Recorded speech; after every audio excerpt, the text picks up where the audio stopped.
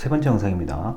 보충 설명 계속 이어서 그 밀그램 실험과 짐바르도 실험에 관련된 얘기들, 권력에 대한 맹종이라고 하죠. 여기서 말하는 권력은 권위 또는 권한일 수도 있습니다. 어떠한 우월한 것에 대한 맹종이 얼마나 큰 결과를 불러오는지에 대한 거요. 강의 자료를 보시면 뭐 제가 굳이 얘기를 안 해도 좀 이해가 되실 거예요. 극단적으로 권위에 대한 복종이 잘못 사용되는 경우들이죠. 옛날에 그 나치와 같은 경우는 완전히 실제로 사진이나 영상을 이미 보신 분들도 계시겠지만 규모가 엄청날 뿐더러 그 수많은 군대와 유사한 조직이 갖춰졌잖아요. 이건 뭐 역사적인 사실이니까요. 그리고 극소수의 한두 사람 또는 한 개의 집단의 지시와 명령을 받고 얼마나 많은 사람이 죽고 다치고, 어떻게 보면 그게 그 명령이나 지시를 받았던 그 개개인의 초점을 두면은 그 개개인은 태어나서 그냥 뭐가 뭔지도 모르고 명령과 지시를 받고 하는 대로 한 거예요. 근데 그게 엄청난 죄악을 가져온 거죠. 자, 인간이 어떤 우월한 것에 대한 복종심이 있다는 것을 간파하고 각종 상징 등을 동원해서 사람을 쇠뇌시키는 거죠. 그렇게 하다 보면은 어떤 일이 생깁니까? 아니 이건 내 신념하고 달라, 이거는 원래 내 가치관과 달라 라고 생각할지라도 옆에 있는 수많은 사람들이 이미 빠져 있어요. 그러한 권력, 권위, 권한에 관련된 그 맹목적인 충성에 빠져 있어요. 절대적이고 맹목적인 충성이 빠져 있기 때문에 특히 수많은 사람들이 똑같은 행위를 하고 있어요. 그러면 어떻게 됩니까? 나의 생각과 나의 가치관이 설령 다르더라도 그 수많은 사람들이 하는 행동과 사고방식에 자신을 맞추게 되죠. 행여 이런 경우가 있습니다. 이게 우리 인류 역사에 이런 경우들이 굉장히 많았는데, 솔직히 황제가 지배하는 모든 국가에서는 아주 정말 그 윤리적이고 양심적이고 그 당시에 사람들을 사랑하는 마음들, 이른바 휴머니스트, 인문학적인 개념을 가지고 있던 뭐 몇 안 되는 그런 황제들을 빼고는 우리가 알고 있는 그 폭군이라고 하죠. 뭐 그냥 사람 죽이고 뭐 맨날 놀고 먹고 뭐 이런 거 있잖아요. 등등등. 자, 그런데도 불구하고 그러한 황제를 지지하고 떠받들어주는 계층들은 언제나 다 있었어요. 이게 참 신기한 거예요. 그게 보면요. 옛날에 그 제국들, 황제가 다스리던 제국들은 나름대로의 교육을 다 하죠. 그 다음에 멋있는 상징물을 갖다 놓고 나름대로의 정당성을 가르치고, 그 다음에 뭐 여러 가지 사람들을 나에게 충성할 수 있도록 만드는 장치들을 많이 했단 말이에요. 자, 이렇게 권위에 대한 복종이 강한 자에 대한 변질로 이제 바뀌게 되는 거죠. 이른바 절대적 충성심이라고 얘기를 하는데, 틀린 말을 해도 무조건 맞는 거고, 뭐 나하고 다른 생각을 말을 해도 그게 무조건 맞는 거고, 또 이런 거죠.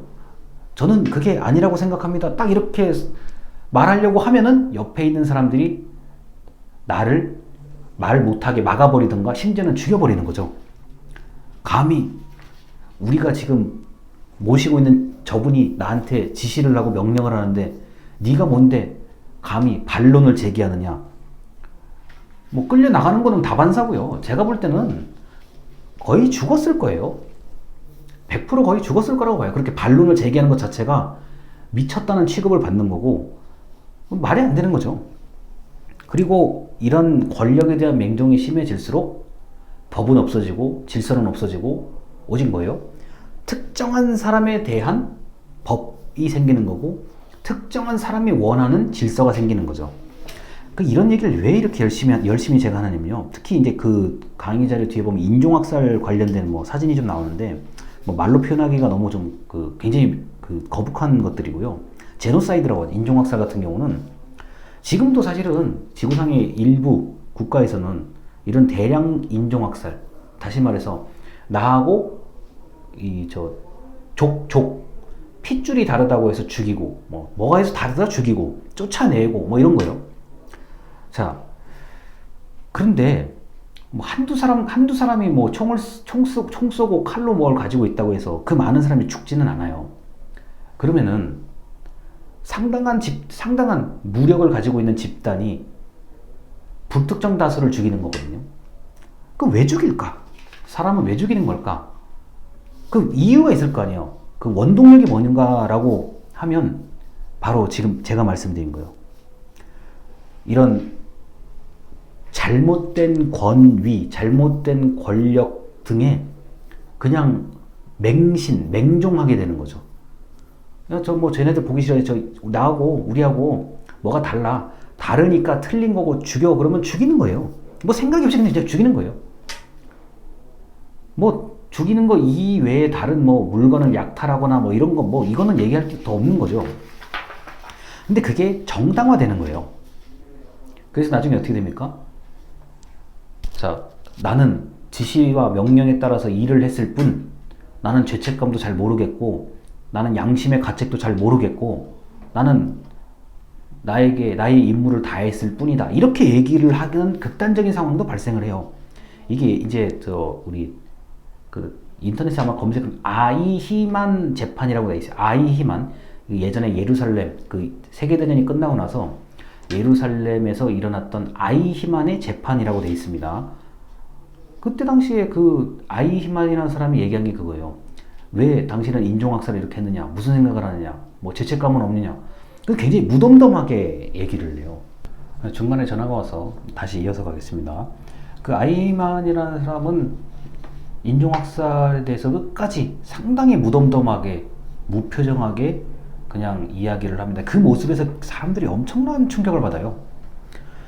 그래서 이 얘기를 자꾸 왜 하는지를 오늘 말씀을 드리는데, 여러분들이 어느 정도 이제 질서와 위계, 질서 있는 조직에 들어갔을 때 이 맹목적인 충성과 맹목적인 어떤 복종이 얼마나 큰 결과를 불러올 수 있다라는 거 알아두시면 되고, 이 영상을 보고 계신 분들이 나이가 들어서까지 끝까지 항상 지시를 받는 사람은 아닐 거란 말이에요.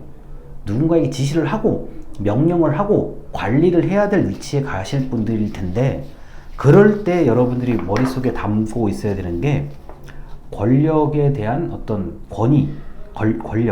권한에 대한 그 강력한 믿음, 이게 과하면, 이게 너무 강하면 이제 자기 자신에게 상당히 커다란 문제가 생길 수 있다는 점, 그리고 영원히 그러한 지시나 명령이 통하지는 않아요.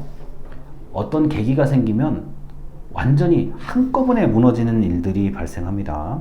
그런 점에서 제가 밀그램 실험, 짐바르도 실험, 그리고 권력에 대한 맹종의 결과가 결코 좋게 끝나지 않는다는 점을 말씀을 드리고요.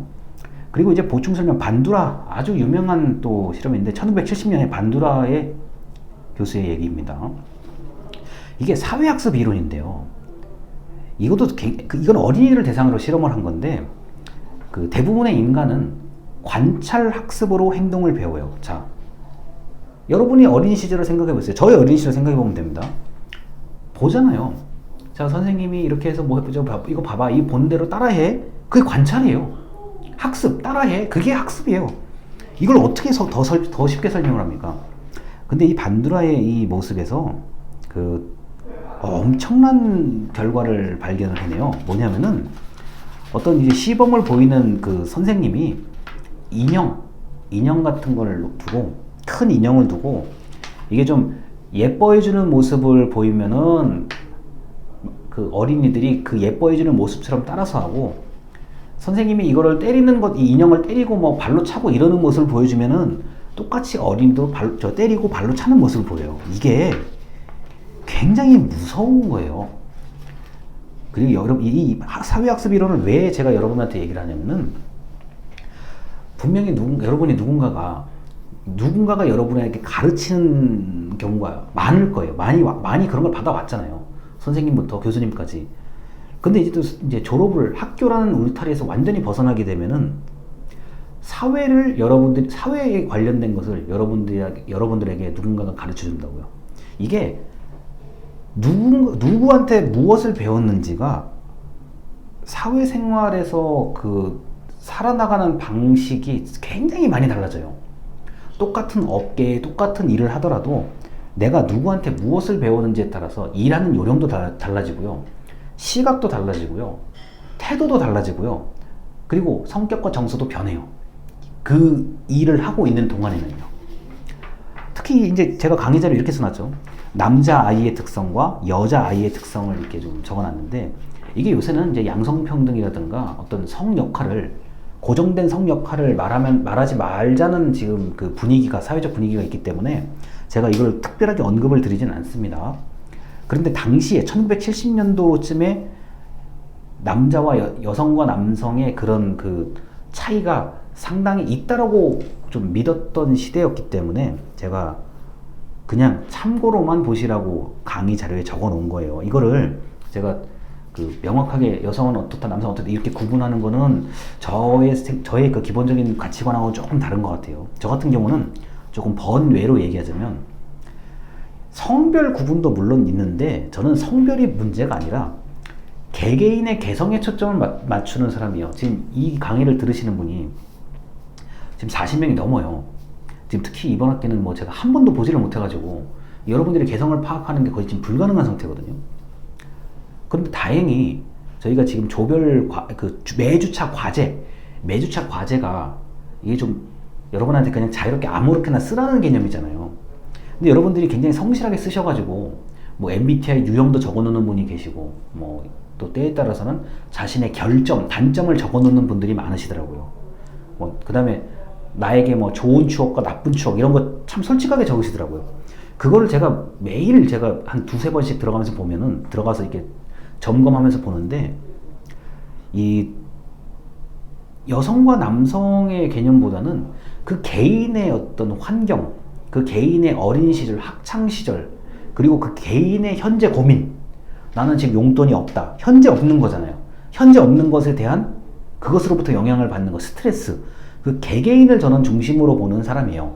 제가 예전에는 이 성 역할에 대한 게 좀 이게 구분이 있었는데 어느 순간부터 이게 딱 깨지기 시작하더라고요. 성이 문제가 아니라 이제는 제가 나이에 관련된 것도, 세대 차이, 나이에 관련된 것도 조금씩 깨지기 시작해요. 나이가 많으면 뭐 고리타분하고 이런 것 같아. 그게 아닐 수도 있어요. 사람에 따라서 그 개개인의 개성과 특성에 따라서 상당한 차이가 있겠구나. 제가 요새 그 생각을 가지고 삽니다. 근데 요 얘기는 이제 제 개인적인 얘기고, 뭘 보고 배우는지, 누구에게 보고 배우는지가 이게 너무 중요해요. 사회학습 이론은 특히 지금 제가 선생님이 인형을 다루는 태도를 아이들이 보고 배운다, 모방한다는 얘기를 지금 드렸는데, 그 사회학습 이론의 이 반두라 교수의 얘기는 인간이 관찰하고 학습하기 때문에 행동을 한다는 거거든요. 그래서 어떻게 뭘 보고 뭐를 배우는지가 너무나 중요하다는 것을 말씀을 드립니다. 일단 여기까지 하면은 기본적인 우리 소방심리학에서 다루는 또 좋은 이론들을 다 다룬 거고요. 이 다음 영상부터는 굉장히 독특한 이론을 하나 소개하고 이번 학기 전체를 마무리하고자 합니다. 감사합니다.